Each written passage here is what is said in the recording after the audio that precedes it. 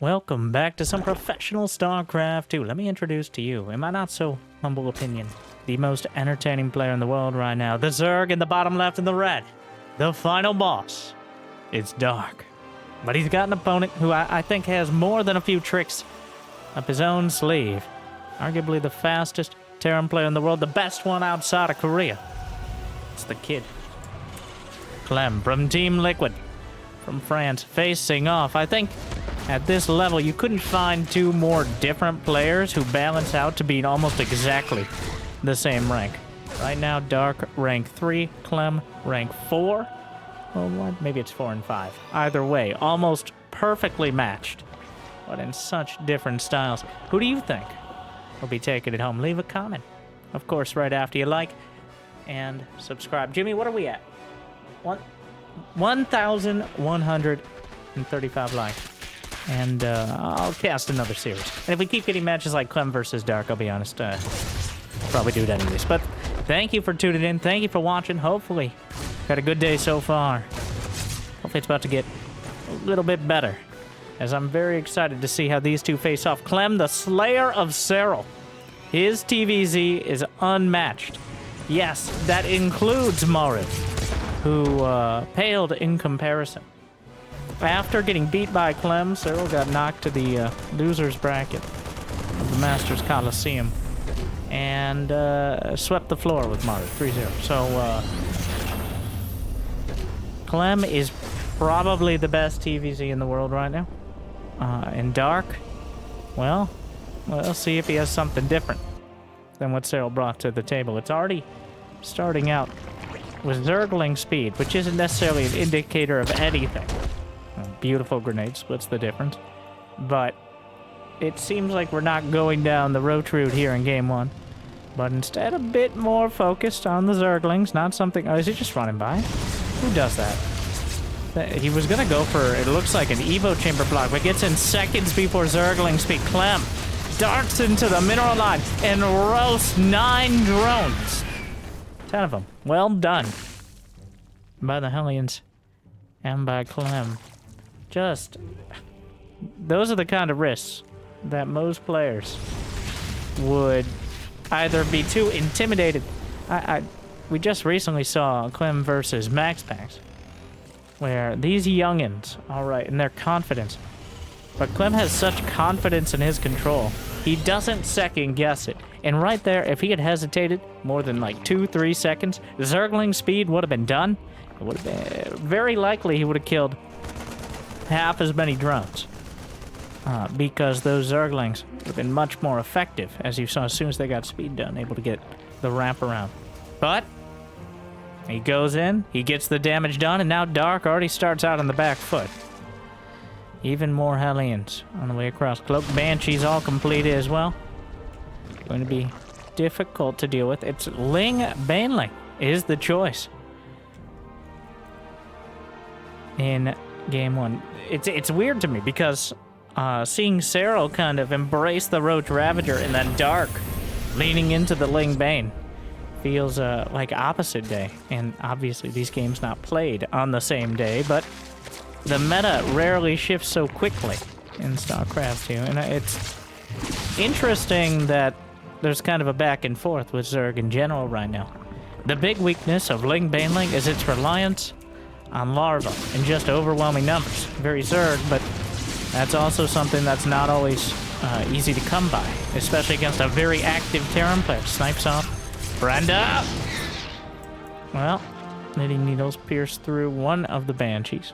Hellions are trying to deny the creep spread. But yeah, not having enough larva production is the biggest weakness of the Ling Bane composition, especially relatively early on. We're talking before that 4th base comes online. You know what? I think Dark realizes that. He's got 3 hatcheries on the way. 2 4th bases, take your pick, and a macro hatch in the main. So, clearly not... I don't think he expects to keep both. But this is a classic old-school Zerg strategy of essentially just playing a flexible game, making it so your opponent has to choose which side they're going to attack. instead of pressing in towards your only 4th base, which is a mistake. Yeah, arguably a mistake that I think a lot of Zerg players make. Even Cyril on occasion gets locked into, well, you can't, you need every single no. Just having this hatch over here means, by default, Dark now has a relatively safe 4th. And it only cost him 75 minerals. And that small loan he put in for the hatchery. 7-minute hive. Jesus. Well, that is about as quick as they come. As, yeah, Hydra is done, is on the way. Jimmy, I want one thing. Really? No? Thank you. Alright, very important. We got that done. Will he make the Ultralisk cavern? I don't think so. I think this is incredibly quick Vipers, as well as adrenal glands. When Dark does something like this, he goes all the way. He does not hesitate. In the same way that Clem is decisive with his micro and his decision-making on the field, Dark is decisive with his decision-making in the production tab. He knows what he wants, and he knows how to get it. And if you let him survive to get there, well, many people have regretted that in the past. Burrow on the way.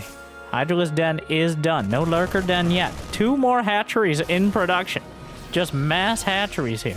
As Clem rotates around, there's been very little damage aside from that first skirmish. Most of the drum... Ultralisk... Okay, I dare not dream, but... there it is. The Ultras are the choice. Just and that's an Ultralisk rush. I don't think there's any other way to describe it here. As while it isn't the quickest you could get an Ultra Cavern, it's about as fast as you can get it while still having a meaningful economy.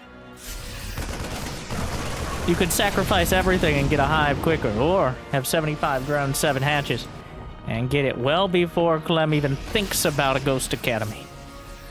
Adrenal glands on the way. Ultra Cavern finishing up. Pretty nasty tank positioning there. Going to help deal with it. Oh, Lings and Banes. Not that many Marines. Well, most of the Marines are actually on the back line, covering the flank here, or the potential flank. Chitinous plating is on the way.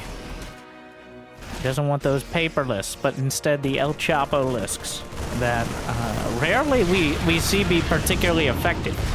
Because usually the timing for Hive comes so late that the Terran comfortably has Liberators, has Ghosts, or enough upgrades that even Marauders are a threat. But here, I think Dark is mastered so well. He's really looking like he's going Lingbane here. Clem has not seen the Hive. In fact, the lair was at the natural.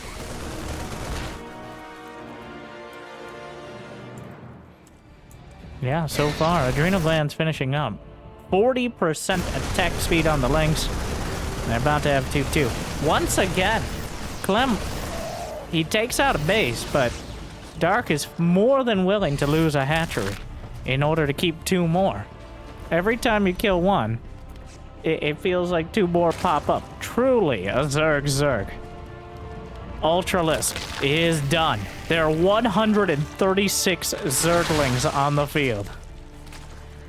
A couple dozen, and going on 30-something Banelings to complement them. Dark is maxed out, but as is Clem, who's getting 3 more command centers and a Ghost Academy, so definitely not slouching in production. The first Ultralisk wave is going to be the most important. The massive swarm of Zerglings. It's going to be shut down by a good setup from Clem. He's going to try to collapse, ideally, on the tanks. The Vipers have enough energy for some blinding clouds, maybe some abducts. I believe the Ultras have been spotted. Ultra speed isn't done, but blinding cloud hits 2 of the tanks. He's gonna blinding cloud another one. Yanks in the Liberator with the leftover energy. The Ultras are chopping through. They finally close the distance onto the Marines, but he's filtering through the tanks. They're creating a wall of their own, and only 1 Ultra remains. The Terran army, even with the Dyad-size Ultralisk, the Terrans are able to retreat back, and they just can't close the distance. The Transfuses, though, the Hero-Lisk. Oh, unfortunately, those Marines aren't going to run out of ammo, but they just don't really do any damage to the Ultras. without the tanks on the back line, and with the queens for transfuse. While Dark has been pushed back, he has not been pushed out. Clem will have to rebuild. He's building Marauders. He's got 3-3 on the way, establishing that forward base, has sensor towers to at least get a little warning on any impending attacks. Dark will take a gold, always double expanding. All over the place, but here comes the Ultralisk, the Hero Lisk.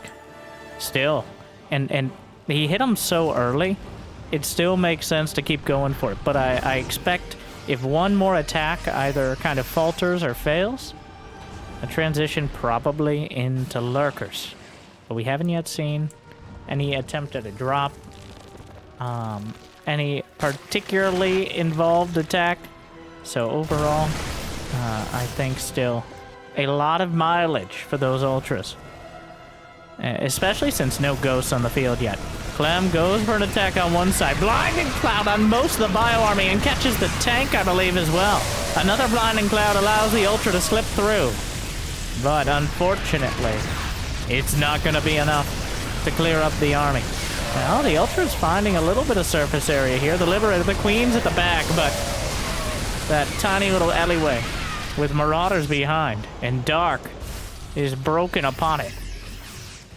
3-3 done. That was without 3-3, but Clem is starting to rack up the kills.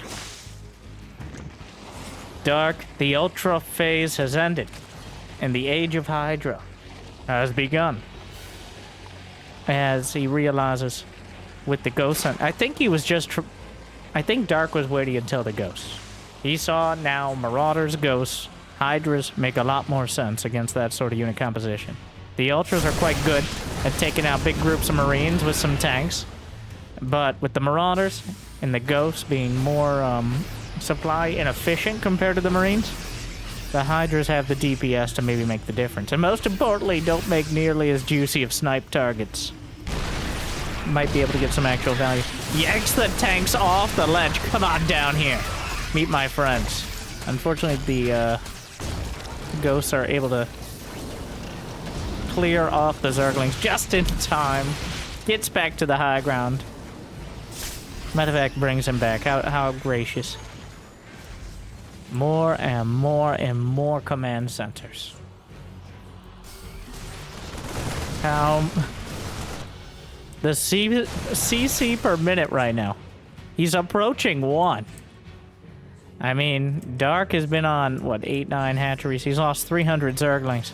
I imagine we're going to see a lot more 5 command centers at a time. But Dark is mining from one of the gold bases. So he does have... Is it income lead? Well, honestly, income's very close. Look at the y-axis there. Less than 1,000 difference. Dark ahead, but, I mean, Mules making their dent. Well, the Baneling's rolling in, though. And that's a dent in the income. A dent and a half. 22 SCVs down alongside it. He tried to attack in the right flank, but a Venn diagram of Liberators is going to be too much for now. Yanks him away. A tank. He's dismantling the defense, but it's in such depth here. 100 Zerglings in production as Dark refills for another wave. He's going to try to break Clem. That's the kind of game we're playing. Not a war of attrition.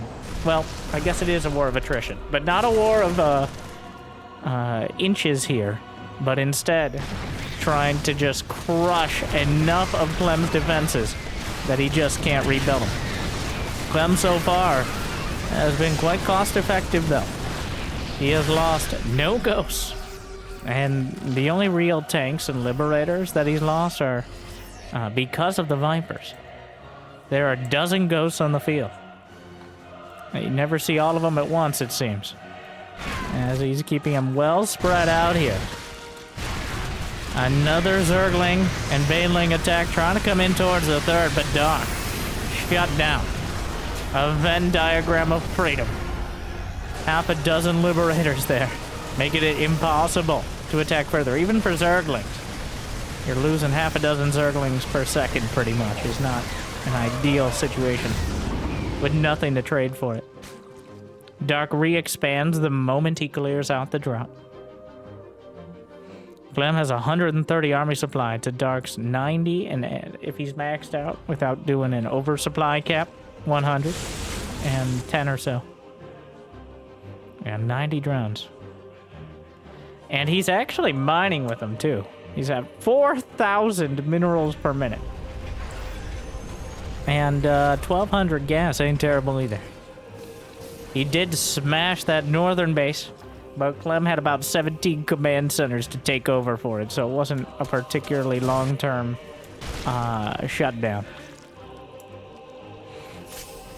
Another group of Ling Bang. Couple dozen Banelings in production. High-sec auto-tracking and building armor finally gracing the production tab.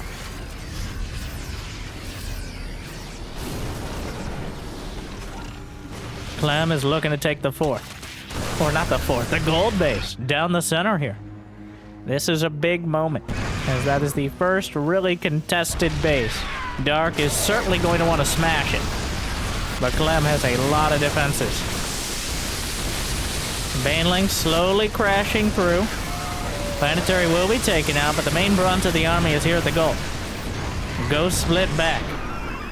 Forward tank. Oh, multiple tanks and Liberators overlapping. A very difficult double siege setup to dismantle here. I'm not sure where these drones are going. The scans begin as with how many orbitals? He's got 8 orbitals, and even if a couple of them are lifted, pretty much scans at any time he wants. Usually a couple. Infestors on the way as Dark is starting to accept that this game will not end with 1 or 2 big attacks. He's still gonna go for it. Try to catch Clem out of position here. Gets a Liberator. Bit of an awkward spot for the Ghost. Between the Liberators, the tanks on the high ground.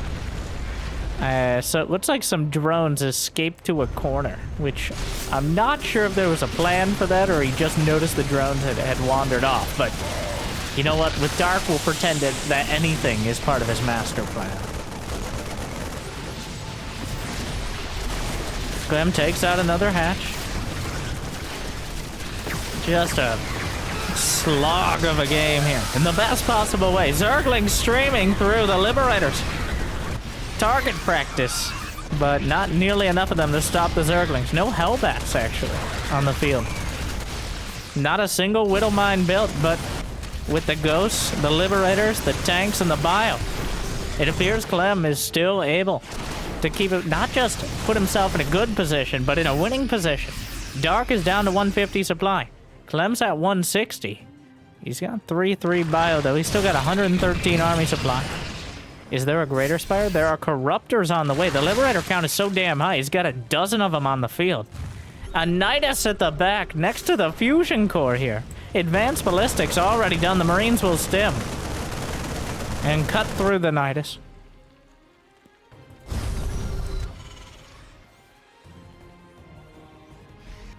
Alright.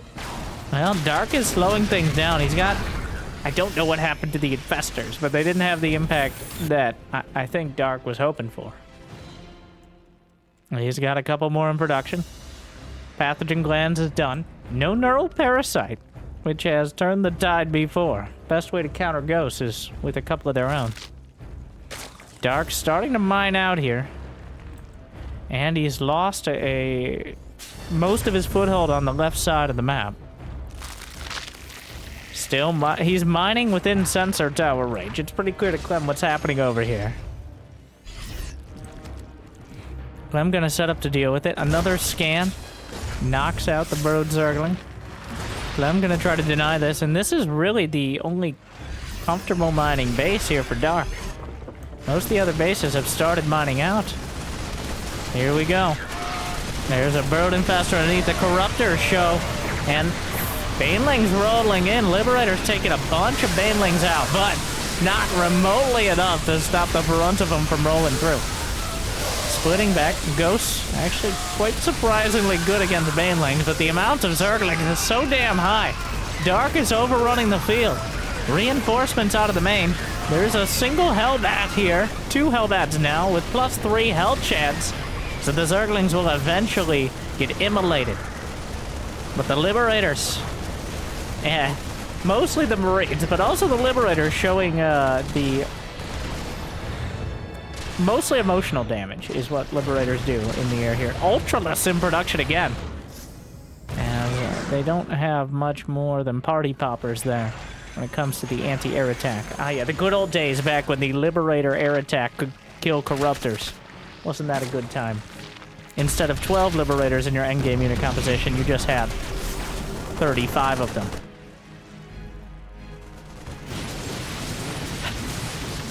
Marauders. Right-clicked onto the hatchery, but the Queens have had enough of it. Transfuse will save the day for now, but the Bio armies continue. Dark is still going. It's exhausting to watch him try to break this Bio Liberator army. But if anyone can do it. I saw some Reapers in production. I'm not entirely sure that was an intentional choice. Ready? Ready, go. We don't wait for anyone here. A tactical pause. It's unclear by who, but... Or they both just said that at exactly the same time, which, you know, glitch in the Matrix.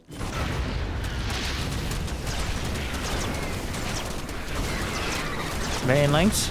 Corruptors are actually melting through a planetary. The SCVs are not quite enough to save it, but it will cost him a few of the Corruptors. Bruise several more. And Dark, again, has denied a lot of the income. It's costing him many of his units, much of his supply lead. Well, he doesn't have a supply lead anymore, so I'd call that a lot of it.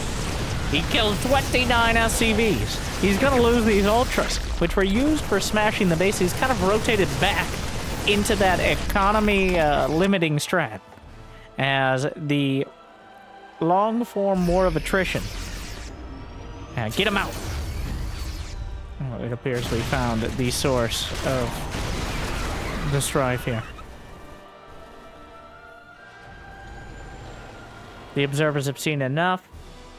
155 to 155 supply, still 82 drones, but I'm not sure if there's anywhere to mine from for about half of them.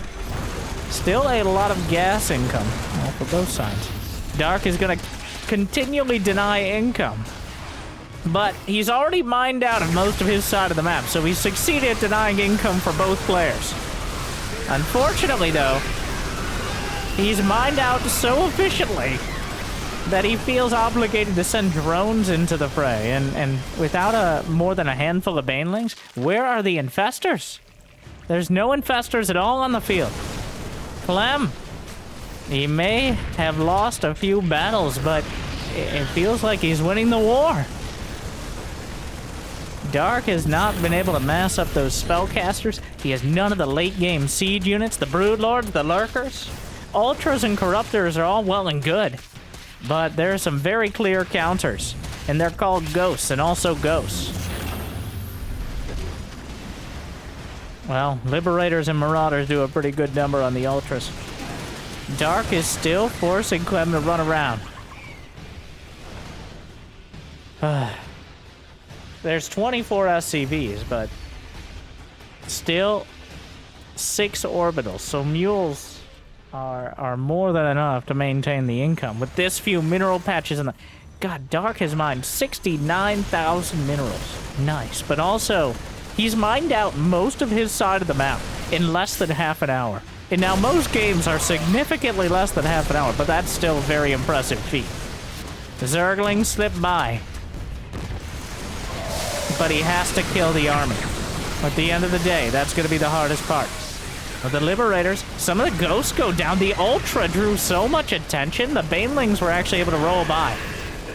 The Ultra covering for the Banes, able to kill some of the Ghosts here.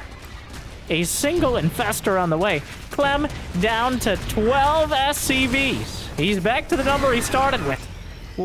Blue Flame Hellbat roasts the rest of the Zerglings. Dark just has to kill one more army.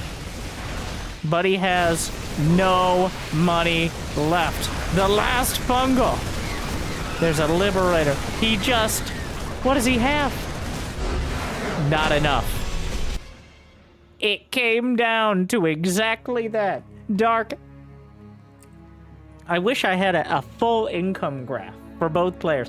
Because the income at the end of the game was measured in hundreds. We saw Dark at like 4,000 minerals per minute and 1,200 gas. But the times of plenty have ended, and Clem's army was just too much to beat. He held that core of the army together. It was so much closer, I almost feel, than it had any right to be. As Dark did such an incredible job with his Zerglings, but it did really feel like he was racing against the clock there. Clem? Well, he was put to the test, but honestly, I don't know where it went wrong for him economically, but he just couldn't hold on to his bases. He held on to the army, though, and at the end of the day, you have to kill all your opponent's buildings. And for the most part, you need an army to do that. Clem, understanding that basic mechanic of StarCraft 2. And it gets him a pretty decisive game against Dark. Very, very close, but a decisive victory. I don't think there were any major mistakes on either side. Maybe the choice to go Ultras is, I think that does highlight how quickly, like, how the mineral laundering that Ultras do. It really does feel like it's not that Ultras are completely useless, all right, contrary to Diamond League belief. Well, I don't think most Terrans in Diamond League think Ultras are useless, but it's more that they're deceptively expensive, all right? By the time you realize how much money has gone into Ultras, you killed 2-3 bases, you sent some banelings in with them, you start to realize, oh, I've mined out of my first 4 bases, and I have nothing that really deals with ghosts. Dark's gambit to shut down Clem's economy just doesn't pay off. I'd love to see Ultras, but the top tier players have a tendency to make them look like a bad investment.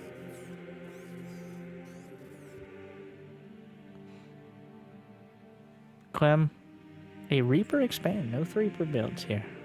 Dark, on the other hand, hatch first. So pretty standard as macro goes.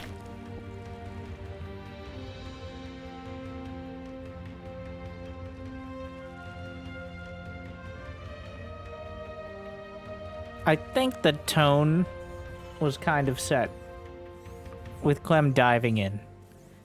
It is weird. I will say, it feels weird to commentate Clem.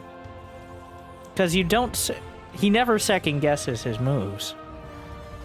So it's hard for me to really speculate, because he's pretty convinced he's making the right moves. Like, every time he lost one of those planetaries, it wasn't like he was rushing to defend it. No, yeah, he kind of just let it go and counterattack somewhere else or collapsed on the army in a better position. It wasn't like he was stimming down and just barely couldn't save the day for the most part. Because he already knew that army was headed to the other side and already accounted for it. Of course, Dark doing the same thing pretty much all the time. But it just seemed like Clem half a step ahead. And that's enough to get across the finish line first.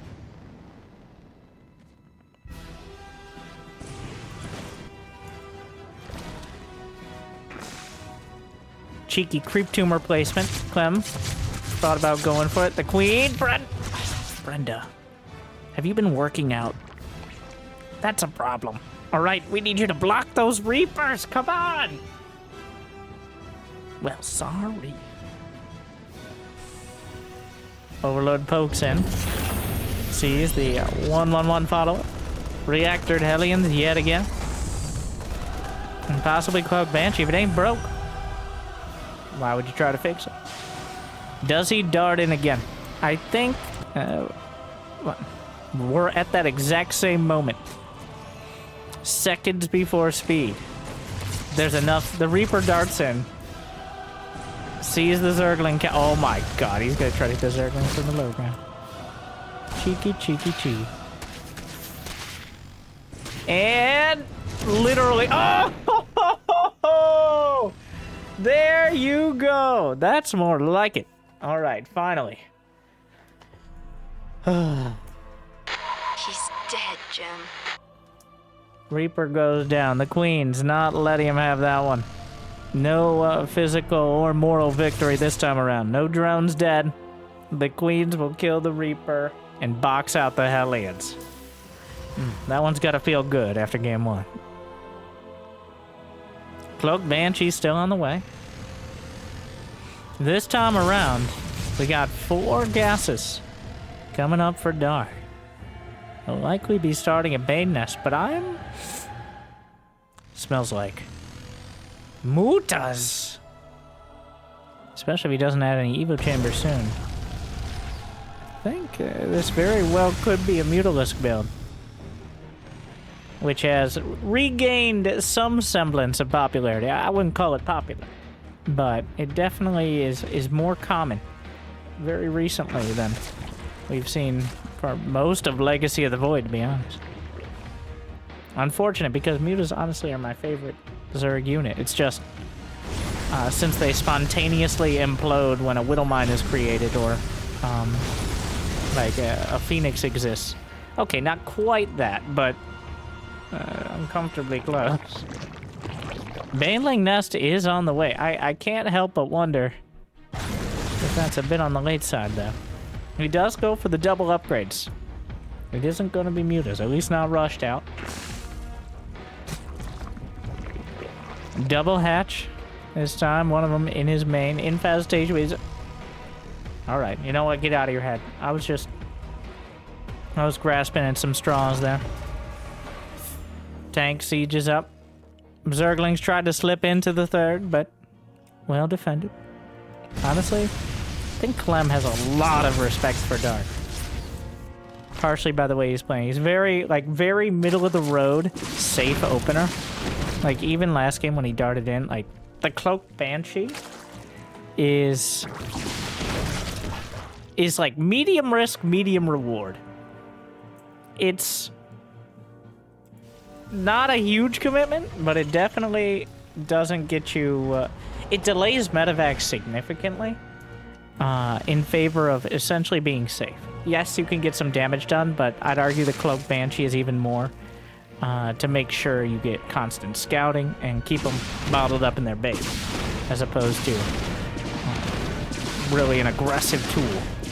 But sometimes you can drag the Queens out of position. They don't have detection. One runs out of energy here, but the Marines gonna be boxed out by the Ling Bane. Picked up. One goes down, but actually I think he couldn't fit in the medevac is why.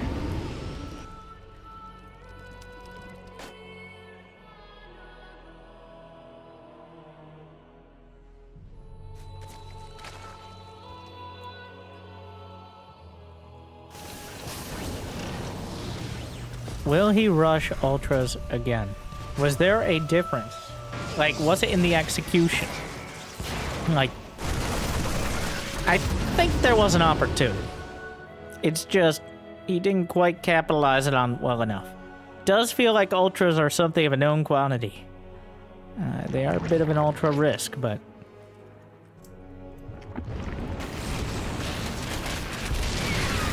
Hellbats leading the charge. He kept those Hellions alive, and now they're combined with the push. Hive is done for Dark, but he has nothing on the way. Brenda, no! Why do we always go this? Oh, you gotta factor creep into your pathfinding. We weren't programmed for that. Oh, don't pretend you can't learn. Actually, it is true. Units will take the shortest path without factoring in necessarily the speed, and that's why your Queens will sometimes take an unexpected and unwanted detour. Clem annexes that hatchery. Without Vipers or an upgrade advantage, you're not easily fighting into this location. He's got Hellbats to cover for his tanks. There's a burrowed Zergling over here. A few SCVs get picked off. A Baneling connects, but there should be enough Marines left over. Deals with the Zergling underneath. Hydralisk Den is on the way. Adrenal Glands. There are some Vipers out somewhere. They're probably gathering energy. I expect to see them quite soon. Clem, on the other hand, might not. And in which case, this is a very precarious position. Where are those Vipers? Here we are, in the main. Energy almost full. Zerglings come back in towards the fourth. Clem not holding on to it very well so far. Gonna lose 6 SCVs. Not a critical number considering he has 74 left over. The tanks are getting close. Widowmine's covering them. Oh, Overlord speed actually on this hatchery as well. A lot of damage being dealt. But here comes Dark. The Viper's on the back line. Adrenal Glands is 8 seconds out, but he's decided, here we go. The Marines survived the initial assault. He really wants to finish Overlord speed if possible. Oh my god, it finishes. Literally last second there. Well, he transfused until it was about to complete. I believe he spotted the Vipers here. 2-2 is done for Dark. Closing in for Clem. Finishes +2 weapons.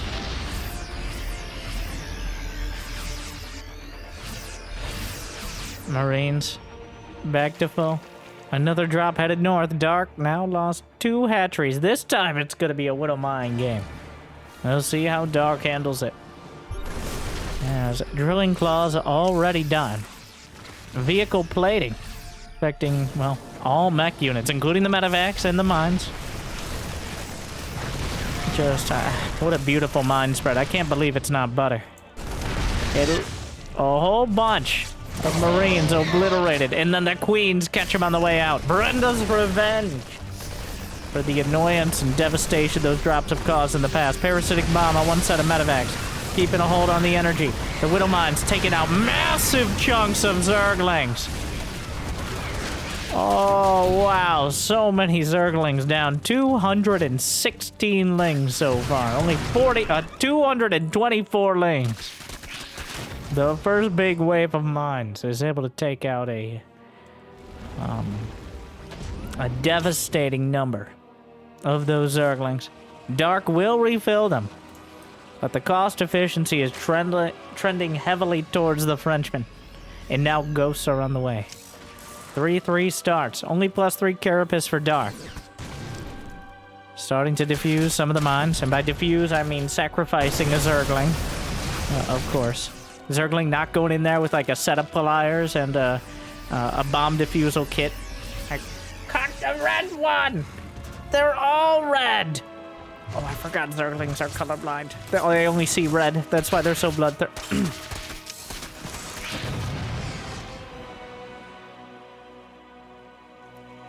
Ghosts, mines, on the way. A Widowmine drop at the northern base. Hydras and Lings. Few Banelings mixed in as well, but Clem now has comfortably 5 bases. Dark is on a similar number. The income starting to tilt in favor of the Terran. But Dark is holding. He's got a Lurker Den on the way. Probably the most important part of this. Mass Lurker, one of the best counters. Especially before the ghosts are too numerous to a heavier Widowmine composition, as the mines don't have the range for it.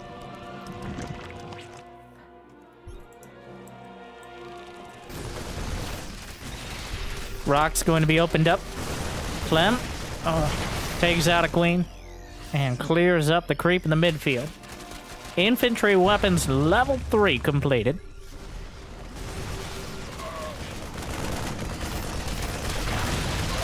Lurker Den about to complete alongside +1 ranged attack and an attack to the south. Oh no, Dark just finished transferring his drones. He loses 11 of them. And is a little off balance for another attack. Coming in towards the north. Clem takes a small victory and a larger one.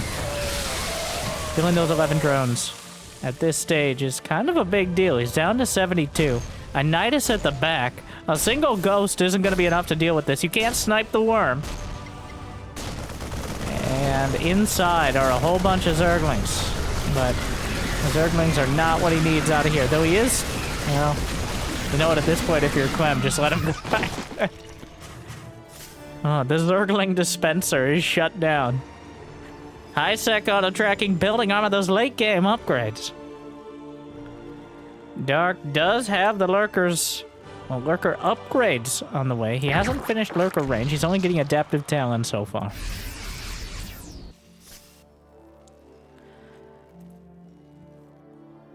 4 Liberators now. Clem building up that late game composition. The mid game was slightly different. A little more focus on the mines, but the late game army is going to look very similar. The Accidental Cyclone. Ah, yes. Our good friend. Clementine. You don't have to have a name that sounds like the unit just to be clever. Well, I didn't choose this, all right. Clementine, the accidental, the totally intentional late game cyclone. The totally intentional cyclone or the tick. More snipes. You know, cyclone not a bad Nidus defense, though. It's out on the field like, let's not pretend here. Taken out. I can't believe how long it's living. We're going back and forth in the midfield here, a lot more than you'd usually expect. Dark hasn't lost that many more lings throughout this, and in fact has lost slightly less in the way of gas. And if it's just Zerglings, that is something you can handle. Liberators starting to cut off the choke point towards the north. Several overlords are conspicuously making their way to the top right corner. They aren't dropper lords, so maybe just for Nidus. A Venn diagram of freedom here. He's trying to dismantle it. The Hydras still struggling against the Liberators. Yanks out a few more. Vipers mostly intact. But the Ghosts are making quick work of them. Lines up the shot, somehow missed the other. If you don't move, they can't see you. Ricky! Ricky and Clementine. She was a Zerg. He was a Terran. She spawned locusts out of her back. He was super grossed out by that. StarCraft lovers. Alright, an unlikely story.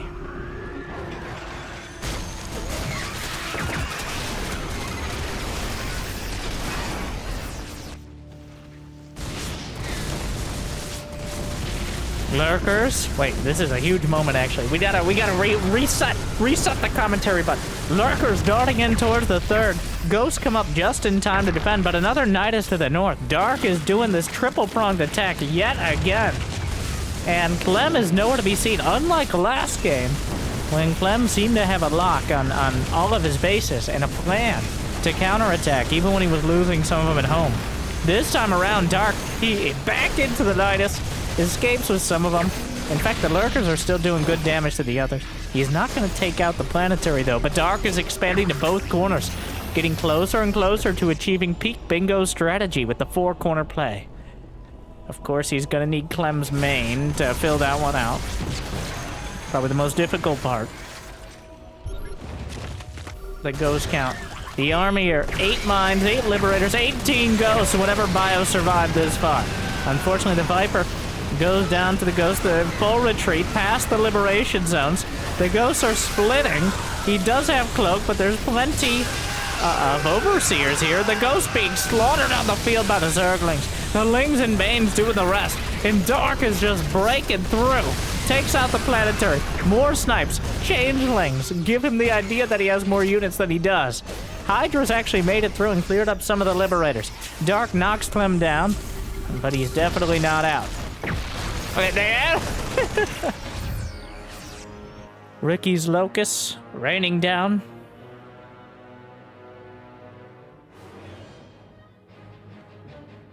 The night is finally being taken out as the Liberators. It's right there.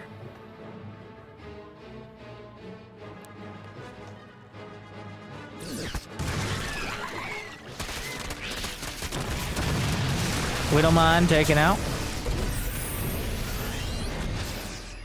I do love how much care Dark takes of Ricky whenever he graces us with his presence. Wow, the Liberation Zone set up. Lurkers to the south. Dark is still trying to win this war of attrition by taking more bases than Clem here. But Clem has his army supply, 127. Gonna lose an orbital. Well, actually, I take it back. He was repaired just in time.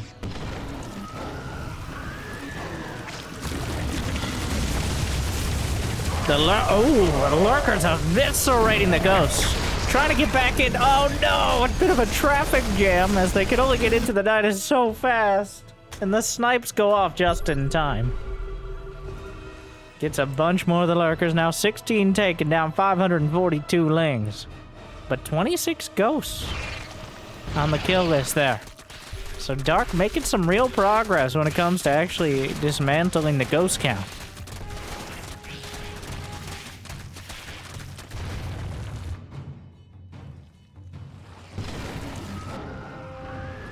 Vipers. Oh, some more Widowmines.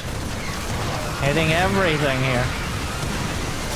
Wings and Banes, Marines taken out, but the Liberators are adding on so much damage. More lurkers try to come through, slip into the Nidus. He's finally realizing there's an Overlord. Just 4 or 5 scans should cover it. He spots essentially this entire quadrant. There are 11 orbital commands right now, running out of satellites with which to call it down.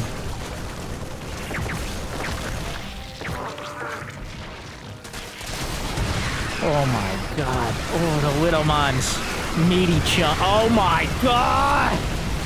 Oh! Unfortunately, no Ravagers for Corrosive Bile. The only way we're gonna get it is me throwing up in my mouth a little bit watching that. Ugh. Well, Dark, his supply.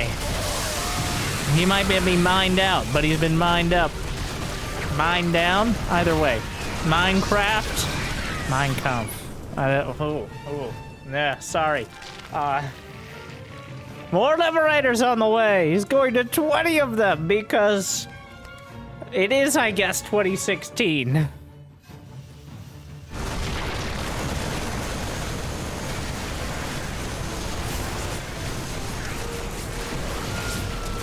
The ghosts retreat. Brenda!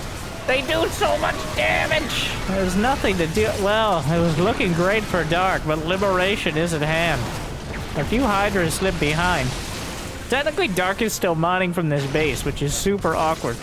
A single lurker, but it feels like Dark has run out of steam here.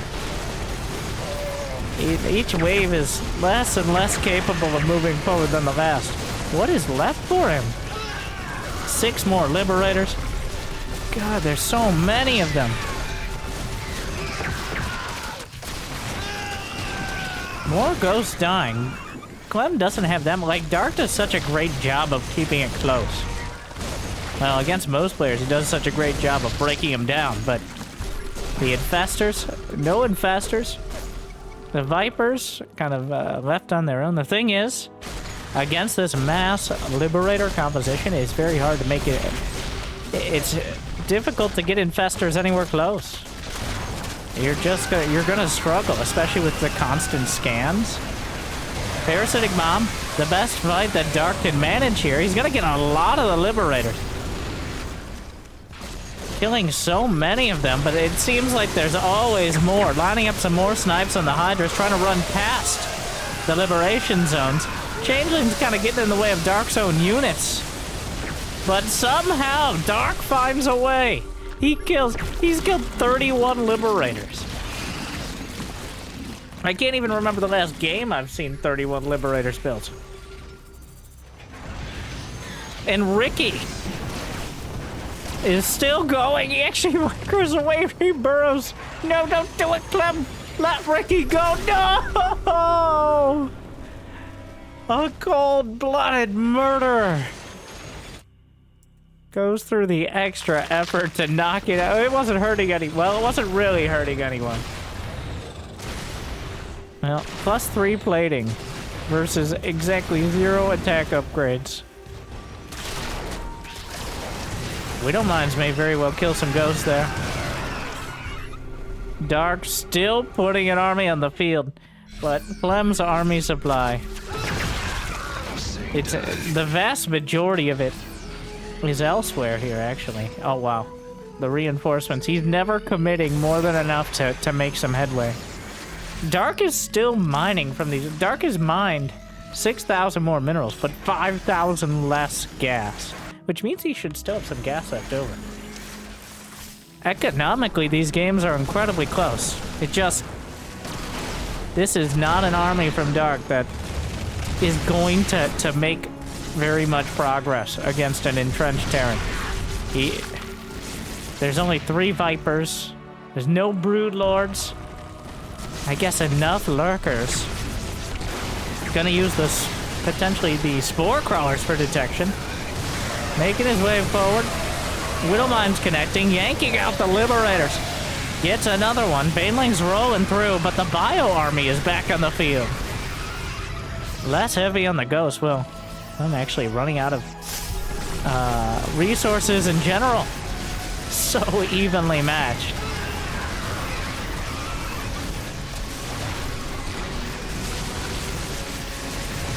Dark, the back line of Lurkers. The Liberators are dying to the brave Spore Crawler.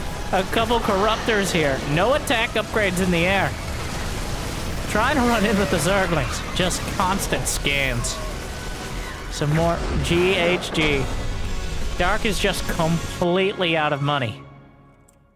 Again, Clem just grinds him down. 1,000 Zerglings. 20,000 more minerals.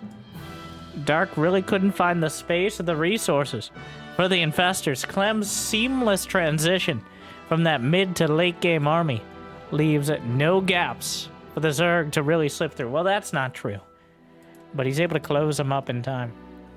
Dark's sneaky style and his multi-pronged attacks are just not enough against Clem's incredibly flexible Terran. His armies are so strong in small groups, but perfectly capable in large ones. Oh, the best, I'm comfortable saying, by far, at this point, the best Terran versus Zerg player in the world. It's only when met with Protoss or Terran that Clem, well, really Terrans.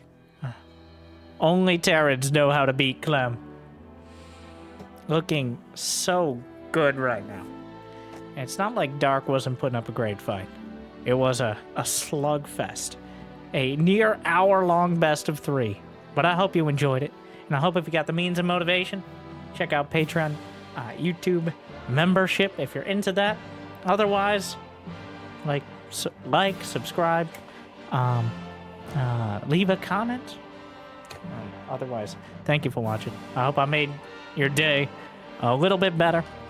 I hope this awkward outro helps you remember to autoplay the right playlist. Check out the games of the year. Thank you for watching. Good luck. Have fun. I'll see you next time. Thank you for watching. Stay tuned.